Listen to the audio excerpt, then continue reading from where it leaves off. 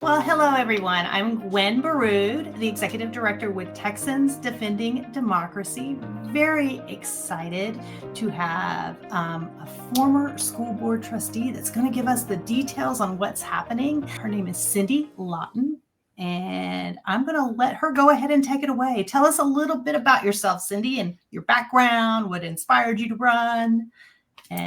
Okay. Well, thanks for having me today. I am an educator. I was a teacher, and then I became a school counselor in 1997. And my first full-time job was over in DeSoto, but then I transferred quickly over to Keller, where we live. And I worked for 5 years at Fossil Ridge High School, and then I transferred over to HEB. And I'm married to my husband, Scooter, and we have 5 children. Scooter's son lives with his mom. He had a severe seizure disorder when he was a baby, so he has some mental challenges. So he lives with her. And then I have 4 grown children who are married, and all of my children are educators. So that makes it fun. And in fact, two of their spouses are educators. And my daughter-in-law is actually works for communities and schools, so she's in the school system. And then one of my son-in-laws is a firefighter, and we call him the black sheep because he's not an educator. But it makes for fun summers because we have lots of time off. And only 2 of my kids are actually in the teaching field right now. The other 2 are staying home with their kiddos and working kind of part-time stuff. But we are a family of educators. We have 11 grandchildren. Goodness. So that's super fun. And so our family gatherings are pretty loud and crazy, but they're really fun. My oldest grandson's 16, and my youngest granddaughter is about to be a year this week. So we have a big span of kiddos, but it makes for lots and lots of excitement. And what inspired you to run for? Well, when I was a counselor at Fossil Ridge, I just started to see that Keller especially had a very narrow path for kids to take, and there weren't a lot of opportunities for them. In fact, when I first started working, the only college entrance exam that kids were allowed to take was the SAT. They couldn't even take the ACT and so I had a young man that came into my alphabet from Fort Worth ISD, and he had been in a class called Building Trades over in Fort Worth. And so when Keller didn't offer that, but Birdville offered a lot of those vocational classes. So I made an agreement with the lady in Birdville, and I started plugging a lot of my kids into their vocational programs. Well, I was told one day that I was not allowed to do that anymore because the district didn't want to pay for it. So that did not make me happy. But and there were just some other things that I felt like could be better. So when I moved over to HEB, I had always believed that you shouldn't complain about something unless you're willing to be part of the solution. So some friends convinced me that I should run for the school board since I didn't work in Keller anymore. And so I did. And it was pretty tense because I was running against a very, very popular PTA mom who was very ingrained in the district, especially over in the Keller side of things. But I won, and it was a big shock. So after that, I really started to learn about what school boards actually did. And I think the things that I'm proudest of in that time, the very first thing I tried to work on with my principal from Fossil Ridge was we got the school start time changed for high school kids. Oh, okay. Because kids had to be at school at 7:30 in the morning. And if you've ever had a teenager, that's absolutely ridiculous. And so no one could really explain to me why we did that except for athletics. And so we did some research, and I talked to the board, and we had an expert come in, and we got the school start time changed to 8:40. And I think it's been that way ever since. And attendance went up dramatically because, I used to have kids in my alphabet that they worked until midnight. They had jobs, and so they couldn't get up at 6:30 and come to school. Teenagers need 10 hours of sleep. So that was my first thing that I really saw that I could make a difference. Plus, that also made transportation more, yes, especially the bus transportation. Yes. We had to flip-flop some things, like the elementary school actually went later, but we switched them to first, and the parents really liked that because they could drop their kids off on the way to work. They didn't have to take them to daycare and let the daycare take them. So it ended up being a really good thing. So common sense solutions. Actually. Yes. Okay, so tell us a little bit. What are the roles and responsibilities of a school board trustees, and how a school board trustee, and how has it evolved over the years? And what do you see as the implications of these changes? The duties haven't really changed.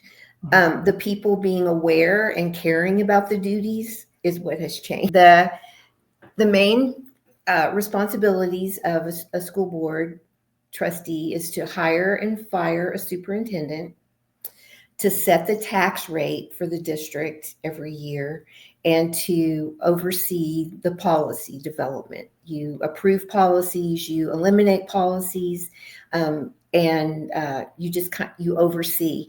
You are not supposed to be directly involved in personnel. The school board has one employee, the superintendent, and you delegate the superintendent and his people to take care of the things in the district. So I think that, of course, everyone has their own conception about what a school trustee does. And I think people come on the board with misconceptions. They think, well, I'm going to fire this high school football coach, and I'm going to get rid of that fourth grade teacher that wasn't nice to my kid. And it's kind of disrupting to people when they get on the board and they actually go through training and realize that you're really not going to do any of that. That's not part of your job. So that has always been a challenge. And sometimes people are more willing to accept the responsibilities and go with it. And some people fight you all the time. And that's why you have 7 people on a board. And, we've had tough boards. We've had boards where people got the majority and wanted to fire the superintendent. And some of us had to fight back with that. But I think the most important thing, and the thing that I've seen missing as of late, especially here in Keller, is that trustees have refused to get any training.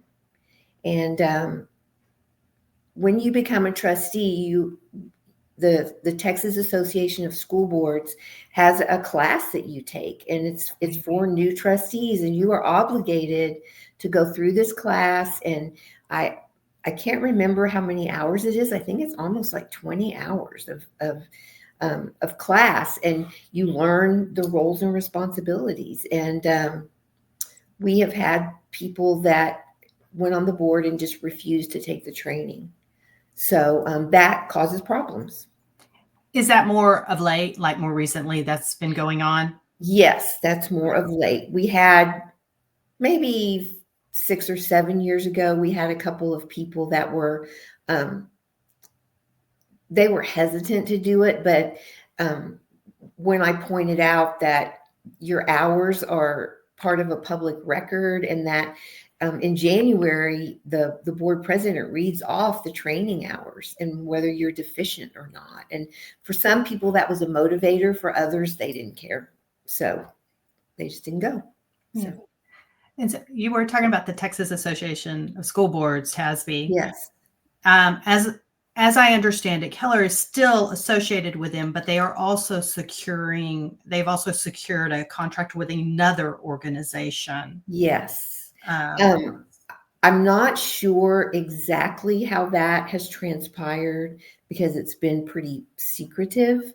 I do know that right now they are still members of TASB. Mm. And I'm not really sure if you can not be a member of TASB. That it never came up, so it's not anything that I'm fully knowledgeable about. But I know right now that, and there had been other training programs. Our board went through a program called Center for Reform Schools. It was CRSS, and we had a, and it was still school board training, but it kind of went through more. You spent the weekend kind of going through case scenarios, and you discussed it with other trustees, and so that was a really good learning time because they picked actual situations in Texas and taught us how it should have been handled. Yeah. So that was good training, but it didn't supplant TASB. It was just in addition to TASB. And I feel like this board is trying to pull away from TASB and be enveloped in this other Texas for Educational Excellence. Is that the name of it? Yes, T. Yeah. I think it's T. Yeah. TE or something. Yeah. Yeah. And I know that I believe South Lake Carroll disassociated from TASB. Okay. And I think one other school district in Texas. And so I don't know if, this is something in the works, but it was just interesting because Keller is paying both entity or is paying T. Yes. No. Well, I think it was 24,000. And my grapevine of that from other trustees and grapevine and HEB is that that is really being pushed by the Patriot Mobile people. That's where that all came from. And so yeah. Which is a nice segue into how Patriot Mobile has affected Keller ISD. Can you go give a little bit of detail about that and how its influence has elected candidates who must toe the line with regard to yes. I can give you my direct experience. It kind of started. I started seeing the influence of it when Dr. Rancliffe ran. Prior to that time, I had probably run 5 times, been in 5 elections. And the most money I had ever spent was $4,300. And that was the very last year because I had some opponents that were kind of dabbling in that. And so they had a little bit more money. But all I ever did was buy signs, and I made flyers. I didn't have those fancy postcards and all that stuff. And I didn't have the text messaging or any of that. Like, it was just signs and door knocking and word of mouth. And so the year I decided not to run in 2022, I saw a little bit in it with some other candidates when I was on the board with the flyers, and things were getting a little more flashy, and but the year that I went off the board and was planning not to run, that's the year I saw it explode in 2022.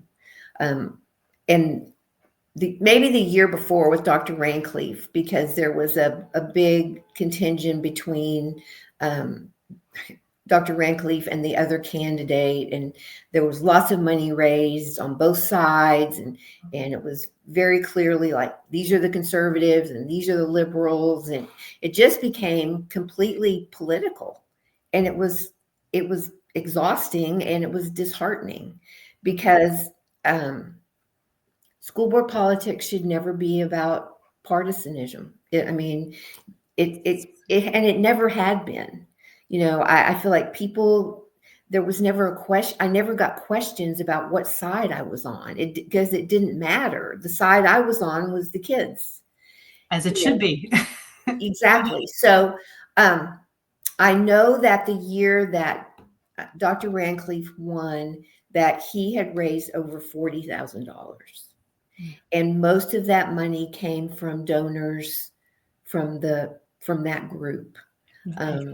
That Patriot Mobile group. Yes. And so there was a lot of pushback from that. And my personal experience with it is that people were so ignorant of what was going on that they were attacking me, and I wasn't even running, because mainly it started about the books.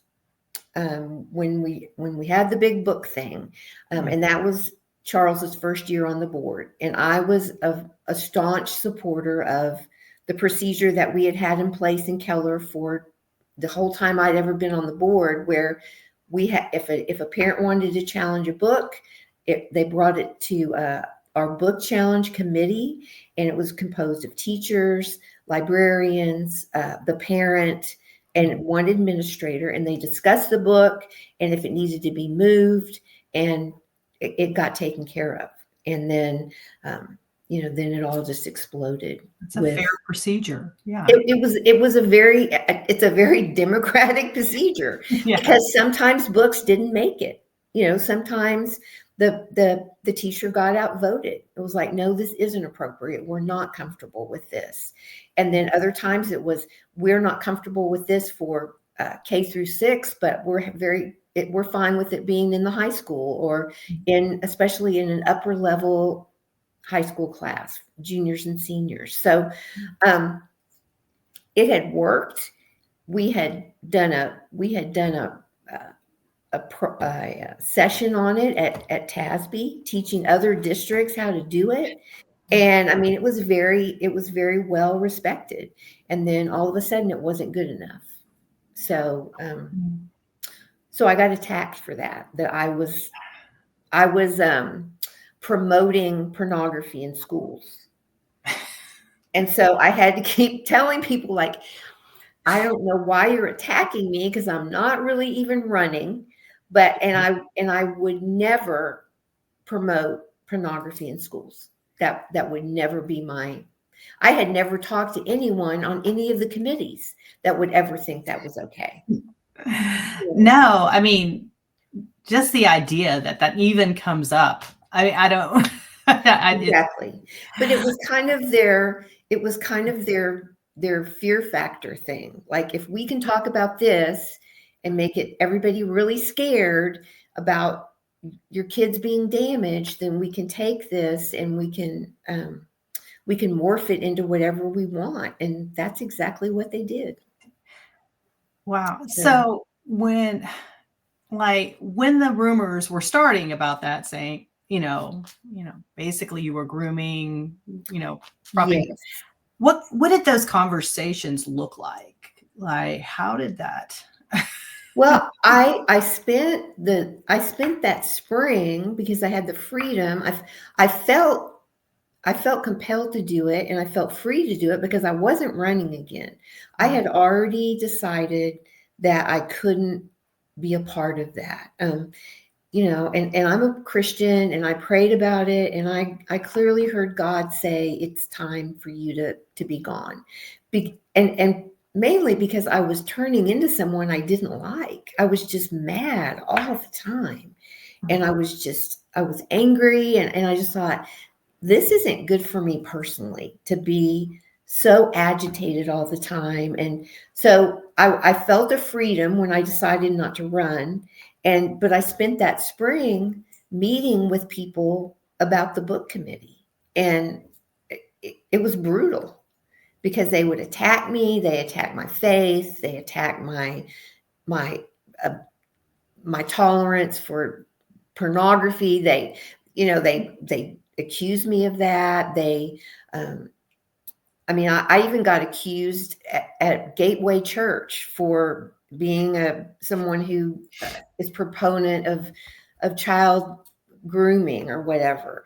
And that was a fun Sunday, when I was getting text messages from all my friends, like, they have your name like up in a PowerPoint of, they had all the trustees that you shouldn't vote for. And I wasn't even running. And so I was like, well, okay, they're not very tuned in, but that's okay. Yeah, so they're weaponizing that misinformation. And exactly. Let's go over a little something about Gateway that has been in the news lately, when we're talking about child pornography and grooming. Yes. Can you tell us a little bit about what's going on? Well, I mean, for me, it was because it was so disheartening. And I even talked with the Gateway people. I challenged them. I asked for a meeting. Of course, the executive pastor was going to be out of the country, and so I filed a grievance with the Texas elections board because they were violating a tax code that a nonprofit is not supposed to endorse anyone in a political race. Correct. So I challenged that, and of course it didn't go anywhere because then they threw it back at me that they weren't really challenging a political candidate because I wasn't running. So it has been some. I hate to over spiritualize everything, but it's been some righteous vindication for me with what's happened at Gateway. And I hate to say that because I hate the fact that this has happened, but I also hated that they were attacking me and had never even had a conversation with me. So I didn't think that was right. So. And in feeding that misinformation to all of his congregants. Exactly. And you're slandering me. You're supposed to trust your pastor. Yeah. Yes. Mm-hmm. So there have been other things that God has vindicated me on, and so it's been exciting to watch Him take care of it, and I didn't have to, and but it has made me sad that we have gotten to this place. It's made me very sad for Keller. Yes. I didn't, Dr. Westphal and I kind of joked that we felt like it would take about 6 or 8 years for things to fall apart. And it's been way faster than that. And even though that's, it makes us both feel very sad that people have torn down the things that I worked for to build up for 18 years. Yeah. And what you've done. Yeah. And you said Dr. Westphal. Now he was a beloved superintendent of Keller ISD. Yes. Yeah. I had the privilege of working with 3 superintendents, James Weitenheimer, Randy Reed, and Dr. Westphal. All 3 were great men, great leaders. All 3 had very different styles and personalities, but they were very much needed in our district at the time. Yeah. And so we became excellent. Yeah. And we became the place where everyone wanted to be. And I don't know that it's that way anymore. So it's very sad. It is, thinking about the split. And I mean, that the split, I think, that's been the most shocking and maybe the most eye-opening to a lot of people that maybe didn't participate in school board elections, didn't vote because you think you can trust your school board. Well, and people are unaware of how much it really impacts you. If your child just goes to school and you've had great experiences with your teachers and they've just kind of sailed along, then you just kind of think, oh, this is okay. But I think it has been good exposure. Yeah. As hard as it's been, I think that it's been really good exposure. Mm-hmm. And so that has been very encouraging for me to see so many people kind of wake up, for lack of a better word. Right. So absolutely. And hopefully things can turn around on this election cycle. Yeah. This election will be, it won't change things because they won't have a majority. Yeah, that's true. But it will, I think, encourage people, and at least they'll get a little bit of pushback. Right. The other thing that happened this week that I was very excited about is that I had encouraged a couple of the trustees to file a complaint with the Texas Education Agency, because as a trustee, you can file a grievance against your fellow trustees if you see that they're violating open meetings or they're moving outside of the scope of governance of what their responsibilities are. And I didn't get a great response from them. So I filed one and encouraged some other people on some of the Facebook pages to kind of show them how to do it. And because I had done this previously with another board way back in the day, where 4 of them got together and hired their own attorney, and they were trying to fire Dr. Weitenheimer. Oh, okay. They didn't like him. So the other 3 of us filed a grievance with the TEA, and the TEA came and investigated our district and the governance of the district. And they were at every meeting for a year, and we had a monitor that came to every board meeting, every executive session, and so I filed a grievance with the TEA because I thought we can get this stopped regardless of the split. The split is almost secondary to me. What really has bothered me is the way that they have been secretly meeting and not following open meetings laws at all. And so I got a response this week, and several other people got responses this week that the TEA is going to investigate Keller ISD. So we'll see what happens with that. But and the idea that you were able to use your experience and your knowledge of how school boards should operate. Yes. And that leads me to sometime a question that I have. It doesn't seem like certain candidates seem to know or certain school board trustees even know how a school board should operate. And that goes back to the TASB training, probably. Exactly. They don't know. Mm-hmm. And they think they know because they watch it, or they think they can get around it, which is kind of what this board is doing. That, because even when I was still on the board, when things would happen, I'd be like, wait a minute, and I would get pushback, but it's kind of like, we're not doing that. And so, but when it becomes a majority minority thing, your voice, you just become a squeaky wheel. They don't care. They don't, and the fact that they have ignored TASB, that says everything to me. They've ignored the people that actually are going to teach them how to do this. And so, you have these people that go in it. They might even be thinking they're going into it for the right reasons, but exactly. You don't know what you're jumping into. Why would you? Well, and I think that, I'd always tell people, like, you need to understand that when you get on the school board, you are dealing with the 2 most important things in people's lives: their children and their money.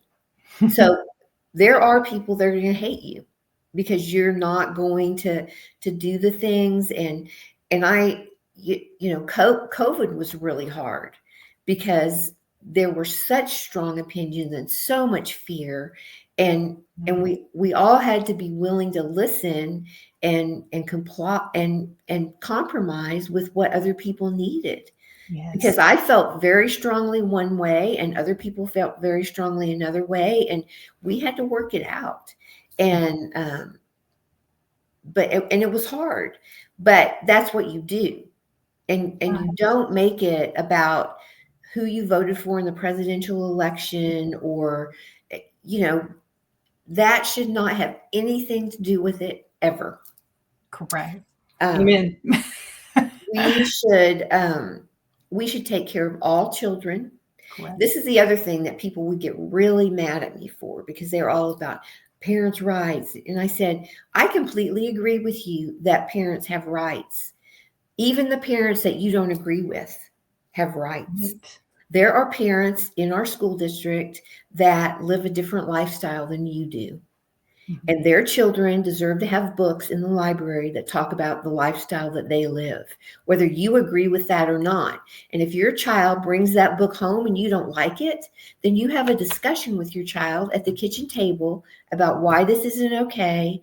And you send the book back to school, and you tell the librarian, my child is not allowed to check this book out. But you don't get to tell the other parent what their child is going to do. And that's when everybody lost their mind. That's when I became a groomer. And that's when it was like, because how dare you think that that's okay? And I was like, that's what public school is. If you feel that strongly, then you need to go to private school. You know, Yeah. that's Mhm. that's the only place you're going to get that kind of consensus, because Right. because we take care of all the children. Right. And they would have to go to a specific private school that might Yes, not. Yeah. exactly. Yes. And consequently, there's a trustee on the school board right now whose children go to private Christian school, Mm. which is appalling to me, that someone can sit on a public school board, but their children don't go to school and they go to private Christian school, which I taught in private Christian school. My kids went to private Christian school, but I was not on a public school board at the time. So, Right. you know, Exactly. I mean, that to me is the epitome of, okay, so wanting to force your opinion on other families, like you yeah, said. because Dr. Westphal and I would always say, try to explain to them that that you cannot legislate morality. You can't. Mhm. People have tried to do it since the beginning of time. And morality and obedience and behavior comes from your heart. Right. And it can come from fear at some point, Yes. but that's not healthy. That's not healthy Mhm. obedience. It's not, so. Right. No, no. And it's almost So like, yeah, they weaponize faith to do yes. this. Yeah. And that is exactly what has happened. And that was part of that was the straw for me that led me to believe I can't be part of this, because I thought, you're using Jesus to promote an agenda, and he would not like this, and I'm not going to be part of it. So I can't do this anymore. So yeah. Right. Yeah. Because, I mean, it is that Christian nationalist movement that is sweeping a lot of these school boards and also our legislature. Yeah. So, that principle that America was founded as a Christian nation and thus should be implanted in all levels of government. However, like you said, you can't force that. You can't force morality. And it seems like this is what's happening on these school boards, and as well as in our state legislature, where our priorities, the priorities that you're fighting for, seem to be put on the back burner, like legislative priorities that school districts fight for. I mean, Exactly. Well, and like I said, I am a believer. So I feel like every teacher, every person that works in a school district that's a believer is bringing that with them, because it's who they are. But they are bringing it with them in a way that cares for everyone. right. It should. It should care for everyone, not just the people that you agree with. I would always tell them, I'm like, you guys are fighting so hard against the left because they're pushing their agenda and they want CRT and they want all these things. You're being just like they are. Mhm. I mean, you're acting the same way, but you think it's okay because you think your way is right. Well, so do they. They Yeah. think their way is right. And Yeah. so that's why I would that's what they couldn't stand, is that I was like, we take care of children, Correct. and there are Christian parents that don't take care of their children, and there are liberal parents that don't take care of their children, and there Mhm. are both kind of parents that do. And our job is to make sure that children are safe and that we are giving them every possible opportunity. Mhm. We are not their parents. Right. Mhm. Your kids are at your at your kitchen table and you talk about the books at your house. You don't talk about the books at your neighbor's house. And like I said, that's when they lost their mind. They couldn't. It should be that simple. I don't. It should be that It simple. should be that simple, but it is not. Um, let's talk about those actual school board meetings. How have the dynamics of those school board meetings changed over time? And I know it's become a bit of a spectacle, so to speak. Mm-hmm. We just can't seem to keep those school board meetings boring any longer. Yes. What led to this? How did it start happening? I think we've talked a little bit about that, but when I was on the board, we had, I can think back to 3 pretty volatile school board meetings where we had lots of speakers and lots of drama. And one of them was when Dr. Reed was the superintendent, and there was that big push about transgender bathrooms. And so we did that. And excuse me. And what we had done in Keller is we had made a provision per campus, per student for if a student felt like they were struggling with their gender, we provided a neutral place for them to use the restroom. And we would designate like one faculty restroom in the hallway that was alone, or if your classroom was closer to the nurse's office, you could go in there. And we had one student that changed clothes in the coach's office because they were struggling. So we made provisions for all kids to be safe. Now, the pushback was we weren't just letting them go in there. But we felt very strongly like we're going to make sure everyone's safe. So this is what we're doing. So take it or leave it. If you're say that you're a girl and you want to go, if you say you're a boy and you want to go in the girls' restroom, you're going to be in trouble because we have provided a spot for you to go to the restroom safely. Okay. And people didn't like it, but it kind of sailed through. The next giant meeting we had was when we were deciding when we were going to go back to school for COVID in that August of 20. And that was hard because people were scared and teachers were scared. And so, we made provision. We let people choose if they wanted to go back to school or not. Not every teacher got to choose, but we had to spend a ton of money on Chromebooks and laptops and all kinds of things. And we had to go through a whole virtual teacher training thing. But we tried to make everyone as comfortable as possible. Yeah. And people, but we had some guidelines for it too. Like if you decide you're going to go to school, then you're going to stay in school for the 9-week grading period. We're not going to have this go to school 1 week, come back the next week, because there was too much going on with all of the contact tracing and all of that. Oh, yeah. So there were all kinds of things that people didn't like because people had very strong opinions. And I stuck with the whole time, we're going to give you a choice, but you don't get to choose for other people. And that's just it. That was always my bottom line is you decide in your family what you're going to do. That's a theme for you. Yeah. I like that has been my theme all along. Yeah. And so those were hard meetings. And people, they were long and we had lots and lots of people talk. And we had one virtual meeting that I think 96 people signed up for. And that was a beating because we had to sit like this for like 5 hours.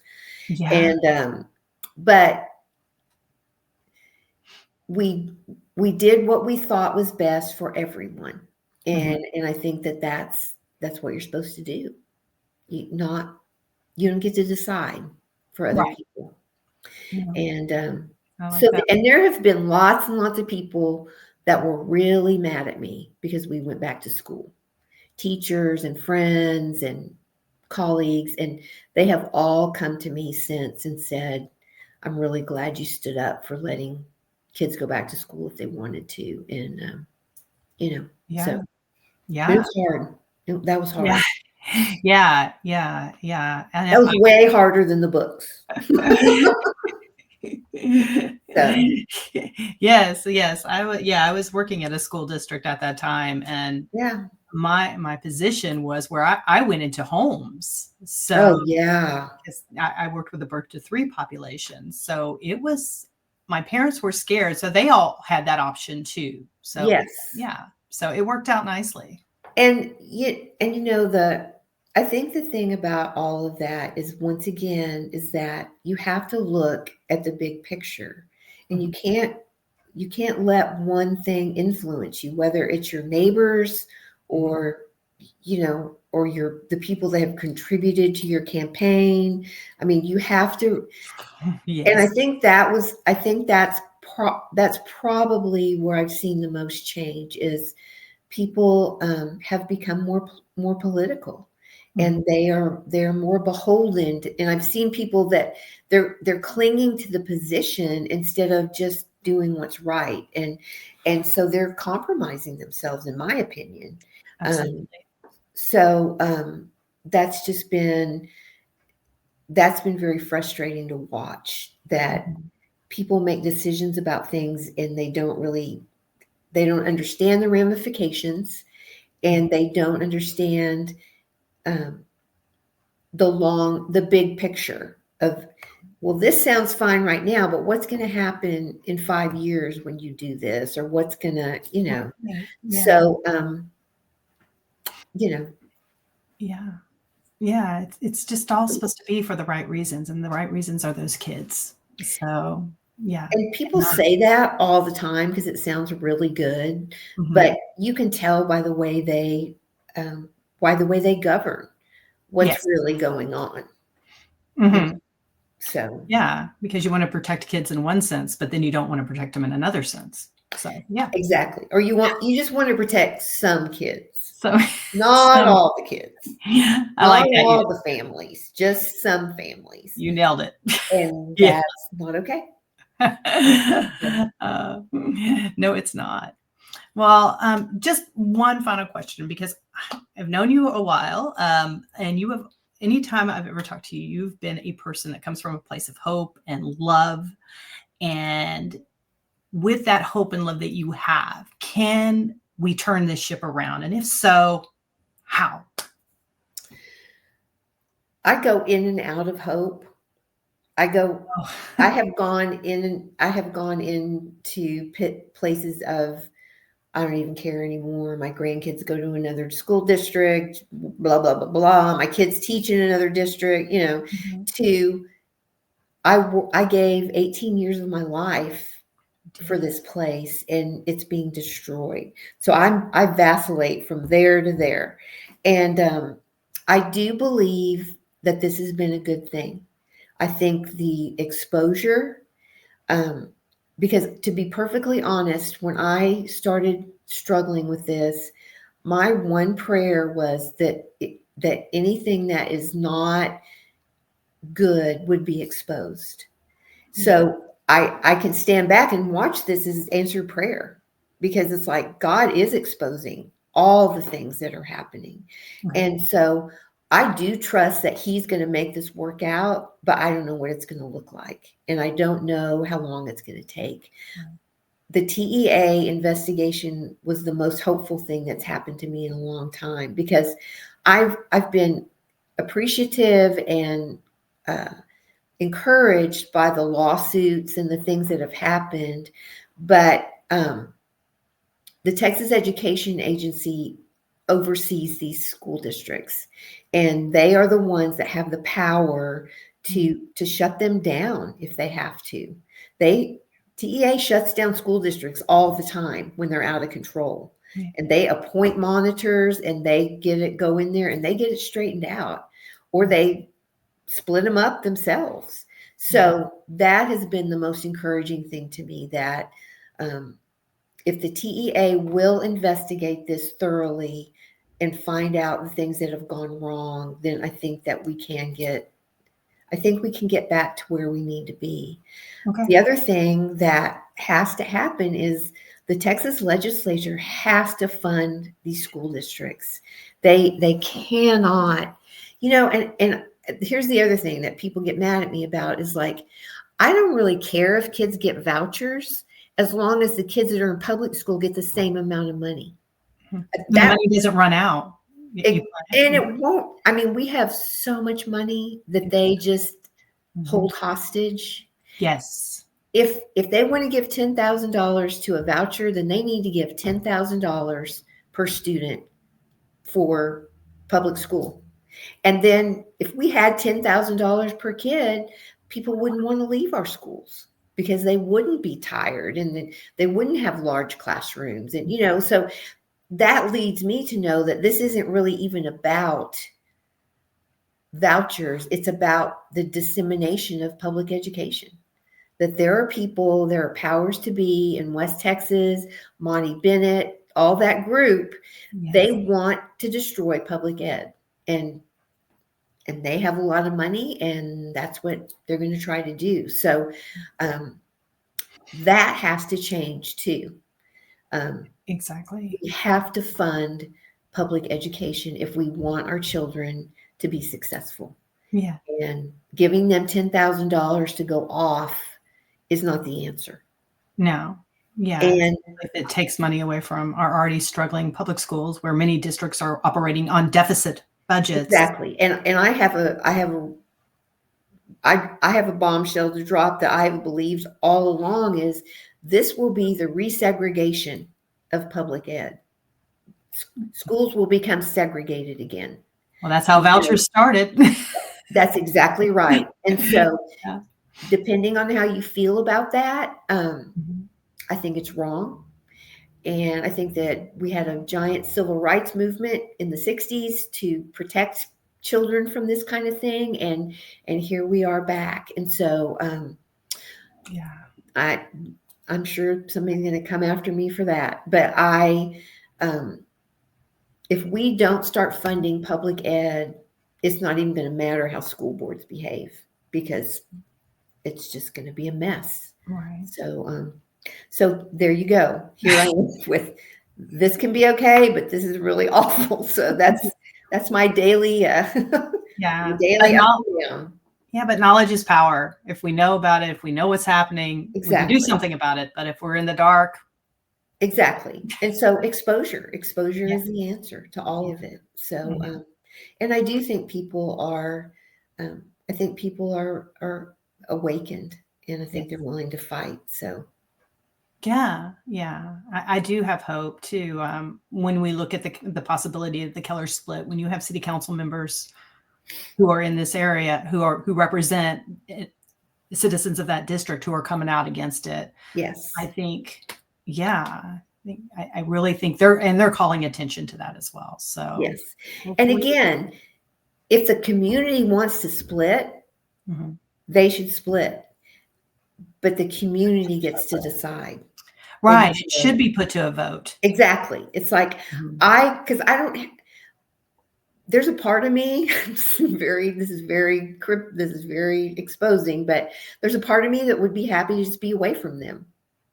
I'm kind of like, if that's how you're going to behave, then we'll just come over here and have our happy little school district and we'll take care of all the kids and you people will just go be fine with yourselves. Yeah. But I don't want that because I have lovely, dear friends that live in Keller and they want to do the right thing for kids. And so the whole problem has been the way they've gone about it. Right. And that they kept it a secret and decided they were going to do it. And they're legislating this without the consent of the governed. So it's not okay. Right. And they put them in office because they trusted them. And they have, or they were not awake. They put them in office because they were not awake. And that's really the truth. Yes. And so let us vote. That really is that's my staunch thing, is let us vote. Yeah. Mm. People decide. That's what it's supposed to be about. Yeah. That's what democracy is. Yes. What we should all stand for. Yes. Yeah. Yes. Well, that being said, definitely want to plug in for everybody. Please make sure that you contact your representatives about this, and also your city council candidates. Let those school board trustees know, even if they don't agree with you. You've got to make your voice heard. Exactly. And on our website, TexansDefendingDemocracy.com, there's a way that you can contact your representative. We plug you into that. We even give you a starter prompt if you would like that. So that's great. Check us out. Yeah. The easier the better. Yes, that's the thing. Yeah. Activism shouldn't be so scary. Exactly. Well, Cindy, thank you so much for coming on and sharing your story and your message to just keep us informed on what is happening, and so that people can do something about that. I have a lot of information. Yes. Well, I appreciate the opportunity, and we will just hope and pray that this will work and that we can get things turned around. So absolutely. Thanks for having me. Oh, again, thanks for coming on. It was truly a treat. So thank you. Loved our discussion. Good. All right. Well, you have a great day. You too.